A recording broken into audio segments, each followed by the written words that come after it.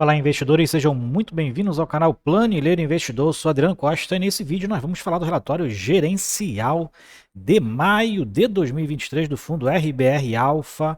É um fundo de CRI, também multi-estratégia, né, real estate. Então a gente vai ver aí a performance do fundo, um tempo que a gente não fala dele aqui no canal. Então fique conosco aí se você gosta desse tipo de assunto. Se inscreva no canal, ative as notificações e deixa o seu like, é muito importante aqui pra gente, tá? Eu vou deixar também esse relatório gerencial na descrição do vídeo e também o link do nosso grupo do Telegram. Se inscreva lá e encurta a distância. Bom, vamos lá, né? Então, o tempo que a gente não fala aqui realmente do RBRF11, então atendendo a pedidos aí, inclusive, né? Compartilhe com a gente se você é cotista do RBRF11 e se você tem alguma sugestão de vídeo, coloque também aí nos comentários. Bom, esse aqui é um fundo que ele tem desde setembro de 2017, tá? Um fundo que tem mais de 13 milhões e 600 mil cotas emitidas. Quem administra é a BTG Pactual e quem gera é a RBR Asset Management. E tem aí um patrimônio de mais de 1,1 bilhão de reais, valor patrimonial da cota 82,41.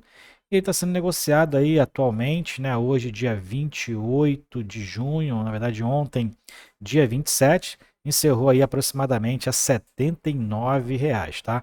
E o fundo atualmente tem uma reserva de lucros aí não distribuídos de 28 centavos por cota. Bom, vamos ver aqui alguns destaques aqui. Primeiro, a estratégia de alocação, como está as alocações do fundo, na verdade, né? Então, 70% está em tijolo e 30% está em papel. Fundo que está com dividend yield médio distribuído aí de 63 centavos nos últimos 12 meses.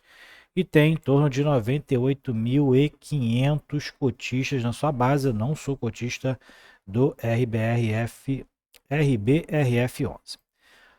Mais para baixo a gente verifica a quantidade de FIIs que atualmente está no portfólio, são 16 FIIs e 14 CRIs aqui no portfólio, e também a liquidez do fundo está em 2,7, liquidez média diária, né? O fundo tem uma liquidez muito boa aí no mercado, tá? E o preço de fechamento da cota, o preço de fechamento de maio foi R$ 72,76, com muitos fundos aí subindo no mês de junho, né? Muitos fundos subindo, inclusive o RBRF subiu também, está em torno de 79, então subiu em torno de 10% desde o fechamento aí do relatório e desde o fechamento do mês de maio. Mais para baixo aqui a gente verifica em relação ao resumo, né? Então, em maio o fundo teve aí um dividendo de 63 centavos por cota, né? E o dividend yield dele, 10,9 anual, né? Dividend yield de 10,9%. Né? Diminuiu em relação a abril, porque o preço da cota aí aumentou um pouquinho nesse período, vai diminuir mais ainda, porque em junho aí o fundo já subiu em torno de 10%. Retorno patrimonial nesse período foi de 5,3%, né? Em relação ao patrimônio ajustado, 5,48%, e o RBRF a mercado subiu 8,6% no mês de maio, contra 5,43% do IFIX, e o CDI nesse período de maio foi de 1,12%. Bom, mais para baixo que a gente verifica as notas do gestor. Então, falando aqui da distribuição, né, 63 centavos, os números que a gente já falou, inclusive, lá em cima, sobre reserva de resultados. Né? E dentro daqui da expectativa para o primeiro semestre, fundo aí na previsão realmente desse último mês do semestre fechar ali a cota entregando entre 60 e 63 centavos por cota.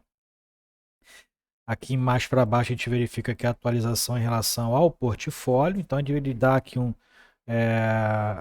relação à alocação do fundo, né? O fundo aumentou as suas alocações em tijolo, como a gente verifica aqui, em maio de 2022, né? Um ano atrás estava 57% tijolo, aumentou em 13% as alocações, consequentemente diminuindo as alocações em papel, e de maio para junho, já numa projeção aqui para junho, aumentando a expectativa de aumento de mais 4% as alocações em tijolo, né? O fundo então diminuindo a sua alocação em fundos de crédito, tá?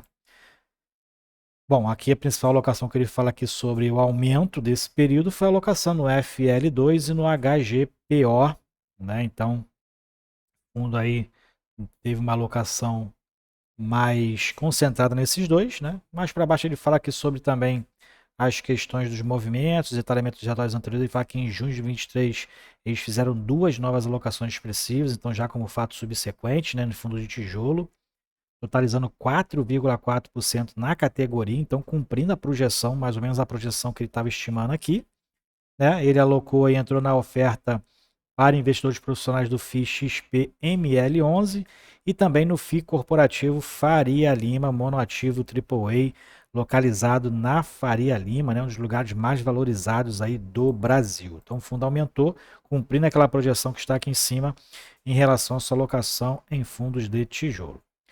Mais para baixo aqui a gente verifica exatamente um overview desses investimentos que ele fez agora em junho, né? Como fato subsequente também, no XP ML11, a gente costuma falar aqui no canal, fundo que tem uma diversificação muito interessante em shoppings, todos shoppings de qualidade premium, reduziu a sua alavancagem, né? Expansões e revitalizações do seu portfólio. Então é um fundo de shopping, eu não tenho na carteira, mas é um fundo de ótima qualidade. E aqui também, nesse ativo Corporate Faria Lima 4.440, inclusive é um do que a gente falou no PVBI 11, né? O PVBI tem uma participação lá de 50% nesse empreendimento também. Então o fundo aí também fez essa parte, comprou parte aí então dessas alocações.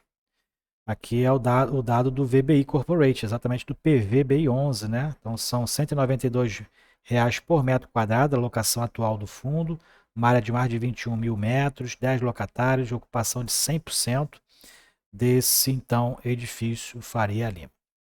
Bom, mais para baixo a gente verifica que o potencial de valorização do RBRF11, então aqui ele pega na verdade a distância que ele estava, no caso, lá no fim de maio, né, sendo cotada a 72,76, estava 13% abaixo do valor patrimonial do fundo, só que quando você soma os papéis que o fundo tem na carteira, também eles estão muitos ali estão abaixo do valor patrimonial, tá?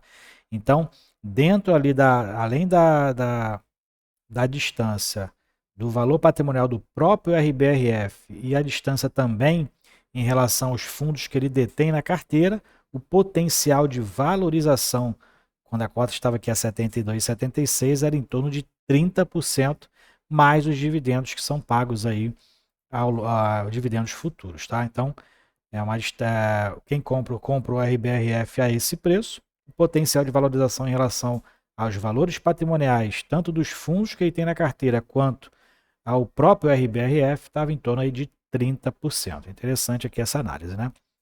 Bom, aqui é o cenário econômico, aí, macroeconômico, tá? Eu não vou ler essa parte, vou deixar para que você baixe o relatório que eu vou deixar na descrição do vídeo para você baixar e fazer essa leitura. Aí são 2 parágrafos apenas, mas é a visão aqui da Rio Bravo em relação à economia atual, tanto no cenário internacional quanto no cenário nacional.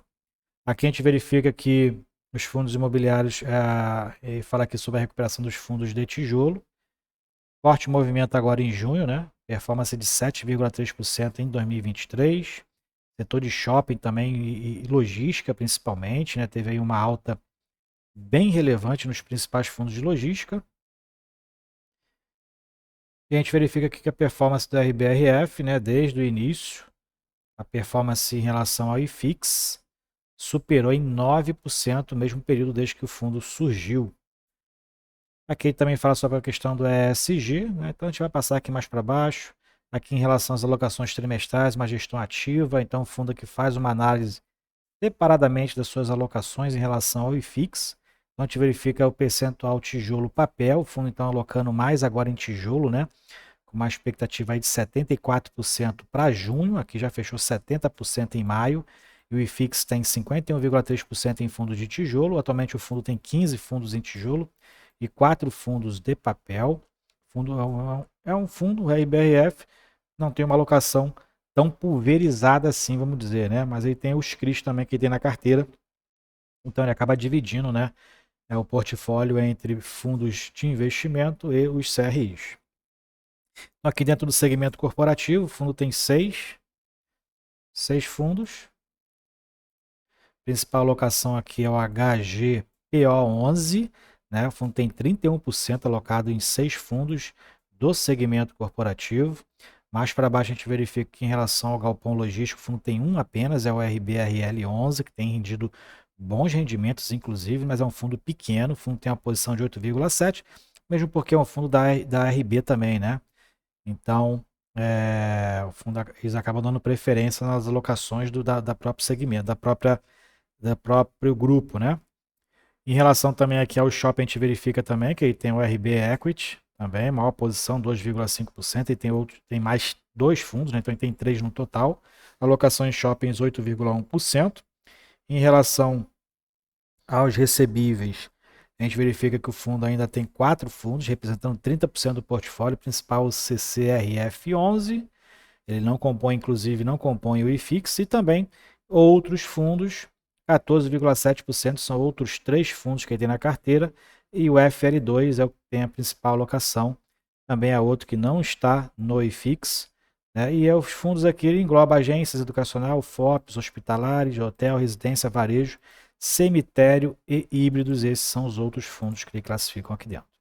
Mais para baixo a gente vê a composição da carteira. Então, o fundo tem estratégia alfa, estratégia beta, né?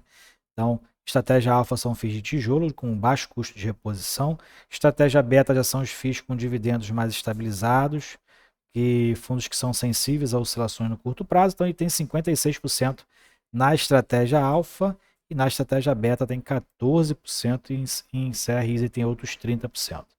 Em relação aos segmentos, ele está mais distribuído aqui entre outros, né? Outros, os de segmento corporativo e os de recebíveis. E dentro da estratégia dele também tem busca de retornos mais próximos do benchmark, investindo em CRIs. Aqui na distribuição de resultados, a gente verifica que em maio os rendimentos foi de 6,8%, 6,8 milhões, ganho de capital que foi negativo, então as vendas que fez foi vendas com prejuízo, né?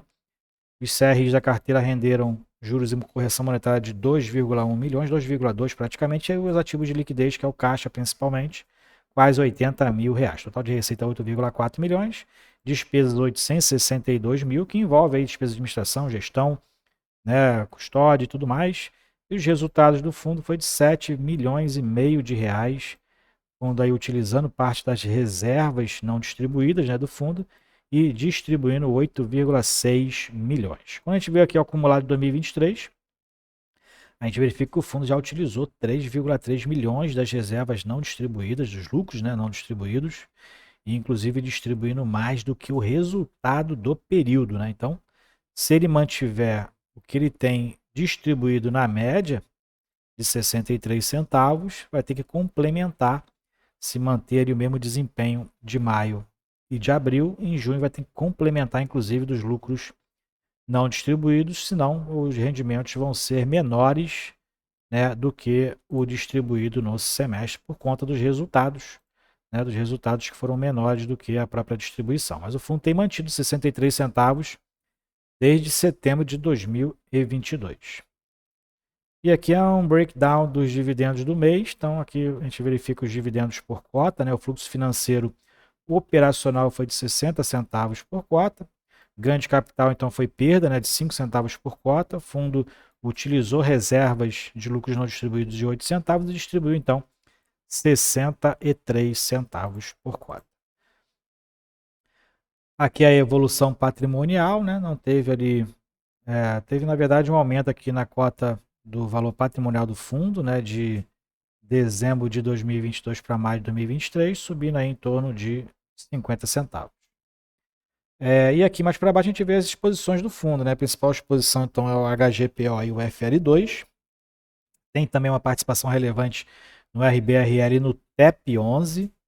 Então essas são as alocações em tijolo, 70%, mais concentrado nesses quatro fundos, né? E os outros aqui também correspondem a 9,28%, que é aí a pulverização das menores participações, né? Na estratégia de crédito, a gente verifica que o fundo tem maiores participações aqui na carteira do MRV3. Nesses de crédito aqui inclusive, né, os CRIs e os fundos de CRI, estão representando 30%, os CRIs e os próprios fundos que também investem em CRIs. E aqui, dois investimentos e dois CRIs, né? O resumo dos CRIs investidos pelo fundo. Então, ele tem esses 4 CRIs aqui, né? Com mais relevância em relação ao patrimônio. Né? O maior, a alocação na MRV3, 4,2% do patrimônio e indexado ao CDI. E no mercado secundário, a gente verifica que o fundo tem uma liquidez boa no mercado. O volume total negociado em maio foi de quase 60 milhões de reais. Né? Cota de fechamento que já não é mais essa, né? Já subiu 10% aí em junho. E o fundo teve um volume médio diário de 2,6 milhões de reais. Uma boa liquidez para o tamanho do fundo, né? É um fundo bem negociado e com uma liquidez até interessante aí no mercado, ok? Então é isso aqui são outras informações do fundo, as taxas de administração e gestão. O fundo também tem taxa de performance de 20% do que excedeu o benchmark. E o benchmark aqui vai ser o maior entre IGPM mais 3% ou 4,5%, ambos benchmark aqui ao semestre, ok? Então é isso aí. O fundo já fez outras 6 emissões, né? A última foi em janeiro de 2021, mas o fundo está abaixo do valor patrimonial, possa ser, se ultrapassar o valor patrimonial, o fundo possa até fazer algumas emissões aí, o fundo costuma fazer emissões aí desde o seu início, fez outras 5 além do IPO, ok? Então é isso aí. Se você gostou do vídeo, deixa o seu like, se inscreva no canal e compartilhe com a gente se você é cotista do RBR Alpha Multi Estratégias, é o RBRF11. Não deixe de colocar sua sugestão de vídeo também nos comentários. Fiquem com Deus, até o próximo vídeo. Tchau, tchau.